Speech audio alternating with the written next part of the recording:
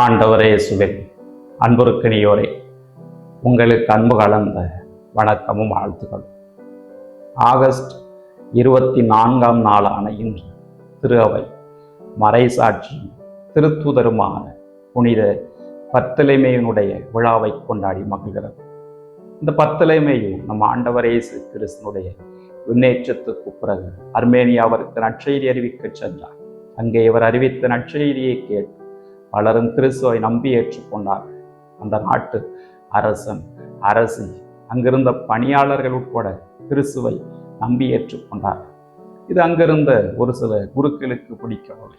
அவர்கள் பர்த்தலமேயை பிடித்து எப்படியாவது கொன்றொழிக்க வேண்டும் என்று திட்டம் தீட்டினார்கள். இந்த திட்டத்தில் அவர்கள் அரசனுடைய சகோதரனான அஸ்தியேஜஸை தங்களுடைய திட்டத்துக்குள் உள்ளே எடுத்துக்கொண்டார்கள்.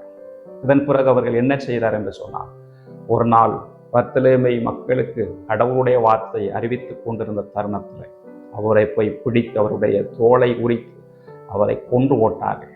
இவ்வாறு பர்த்தலமேயு நம் ஆண்டவர் இயேசு கிறிஸ்துவுக்காக இரத்தம் சிந்தி தன்னுடைய இன்னுயிரை துறந்தார். பர்த்தலமேயு கலிலேயாவில் இருக்கக்கூடிய கானாவை சேர்ந்தவர்.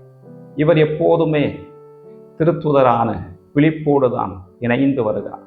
மத்தேயு, மார்க், லூக்கா ஆகிய உத்தம நற்செய்தி நூல்களிலே இவருடைய பெயர் 6ஆவதாக, அதாவது பிலிப்புக்கு அடுத்து வருகிறது. ஆனால் யோவான் நற்செய்தியிலே இவருடைய பெயர் நத்தனியேல் என்று வருகிறது. இந்த நத்தனியேலுக்கு ஆண்டவர் இயேசு கிறிஸ்துவை பற்றி முதலில் எடுத்துரைத்தவர் பிலிப்பு தான். அவர்தான் இந்த நத்தனியேலை போய் சந்தித்து, நாங்கள் திருச்சட்ட நூலிலே கூறப்பட்டிருக்கக்கூடிய மெசியாவை கண்டோம், அவர் நாசரேத்தை சேர்ந்தவர் என்று சொல்கிற பொழுது இந்த நத்தனியேல் என்ன சொல்கிறார் என்றால், நாசரேத்திலிருந்து நல்லது எதுவும் வரக்கூடுமோ என்று சொல்கிற பொழுது வந்து பாரும் என்று பிலிப்பு சொல்ல இயேசுவை போய் சந்திக்கிறார். இயேசுவோ இவரை பார், இவரே உண்மையான இஸ்ராயலர், கபடற்றவர் என்று சொல்ல இந்த நத்தனியேல் இயேசு கிறிஸ்துவை பார், நீரே இறைமகன், நீரே இஸ்ராயலுடைய அரசர் என்று சொல்கிறார். இதன் பிறகு நம் ஆண்டவர் இயேசு கிறிஸ்துவை இந்த பர்த்தலமேயு பின்தொடர்கிறார் என்று படிக்கிறோம். அதன் பிறகு நாம் யோவான் நற்செய்தி 21ஆவது அதிகாரம் 1லிருந்து 3 வரை உள்ள இறைவார்த்தை பகுதிகளை தான் படிக்கிறோம். அங்கே திபேரிய கடல் அருகே ஆண்டவர் இயேசு கிறிஸ்து தோன்றுகிற பொழுது அந்த கூட்டத்திலே இந்த பர்த்தலமேயு இருப்பதாக நாம் பார்க்கிறோம். பர்த்தலமேயை பற்றி திருவிழியத்தில் இதைவிடவும் பெரிய தகவல்கள் இல்லை. ஆனால் திரு அவையினுடைய மரபுப்படி இவர் ஆண்டவர் இயேசு கிறிஸ்துனுடைய விண்ணேற்றத்துக்கு பிறகு முதலில் இந்தியாவிற்குத்தான் நற்செய்தி அறிவிக்க வந்தார் என்று சொல்லப்படுகிறது. இதனை 2ஆம் நூற்றாண்டைச் சேர்ந்த பாண்டினன் என்பவர் கூறுகிறார். அவர் இந்தியாவுக்கு வருகிறார். மும்பையிலும் கல்யாணிலும் நற்செய்தி அறிவிக்க அவர் வந்தபோது ஏற்கனவே ஆண்டவர் இயேசு கிறிஸ்துவை பற்றிய நற்செய்தி அறிவிக்கப்பட்டிருந்ததை கேட்டு அவர் வியப்படைந்தார். இதற்கு காரணம் பர்த்தலமேயு தான் என்று அவர் நம்பி ஏற்றுக்கொண்டார். அன்பார்ந்தவர்களே, இந்தியாவிலே அவர் நற்செய்தியை அறிவித்த பிறகு அர்மேனியாவிற்கு செல்கிறார். அங்கே அவர் அறிவித்த நற்செய்தியை கேட்டு பலரும் மனம் மாறுகிறார்கள், கிறிஸ்துவை ஏற்றுக்கொள்கிறார்கள். ஒரு கட்டத்தில் அஸ்தியேஜஸ் மற்றும் அவரோடு இருந்த குருக்கள் வழியாக கொல்லப்படுகிறார்.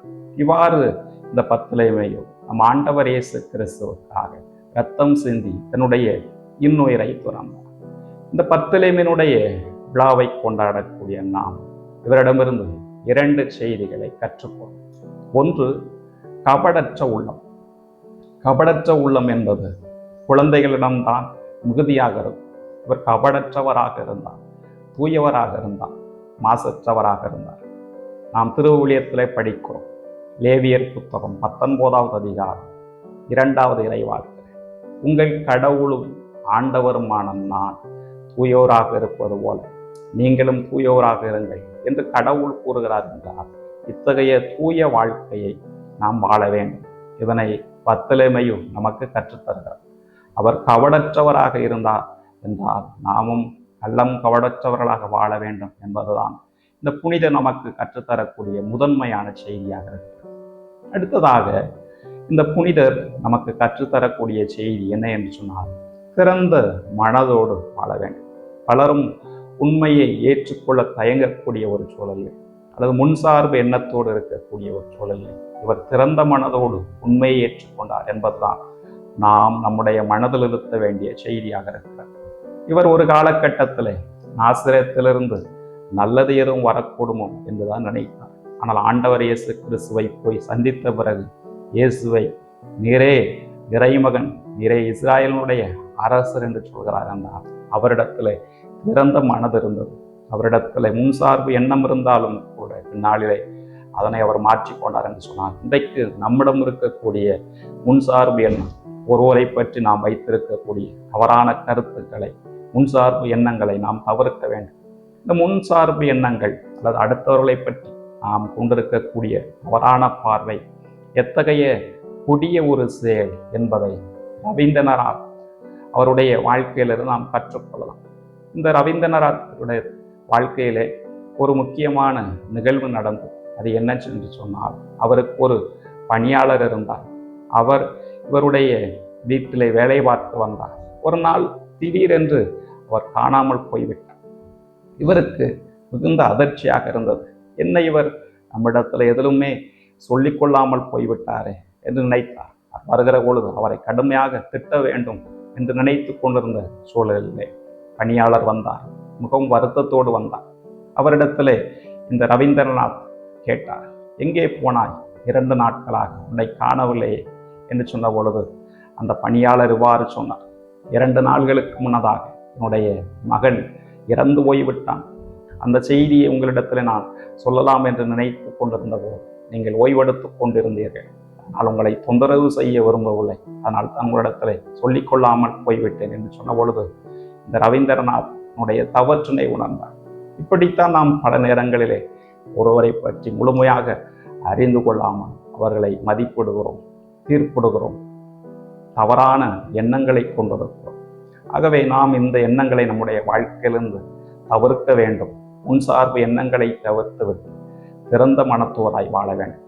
ஆகவே புனித பர்த்தலமேயுடைய நினைவு நாளை கொண்டாடக்கூடிய நாம் அவரை போன்று கபடற்றவர்களாக வாழ்வோம், திறந்த மனதோடு வாழ்வோம்.